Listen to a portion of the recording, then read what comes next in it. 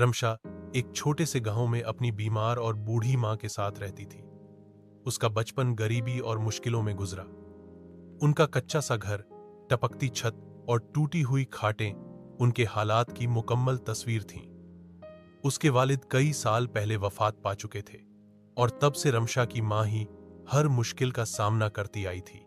रमशा रोजाना स्कूल जाती, मगर अक्सर खाली पेट। उसके पास न अच्छी किताबें थीं, न यूनिफॉर्म, मगर उसकी आंखों में एक ख्वाब था बड़ा बनने का, अपनी मां को एक बेहतर जिंदगी देने का।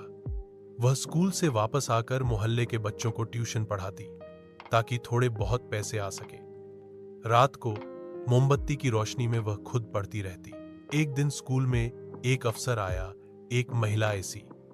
उसने जब रमशा की बातें और मेहनत सुनी तो कहा, बेटा तुम भी बन सकती हो अफसर, अगर हिम्मत न हारो। ये शब्द रमशा के दिल में उतर गए।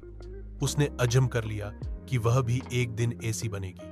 रमशा ने मैट्रिक में पूरे जिले में टॉप किया। कॉलेज जाने के लिए पैसे नहीं थे तो उसने वज़ीफे के लिए दरख्वास्त दी, जो मंजूर हो गई। वह हर दिन दिल लगाकर पढ़ती और साथ साथ नौकरी भी करती, कभी किसी के कपड़े सीकर, कभी ट्यूटर बनकर। सालों की मेहनत और कुर्बानियों के बाद रमशा ने CSS का इम्तिहान दिया।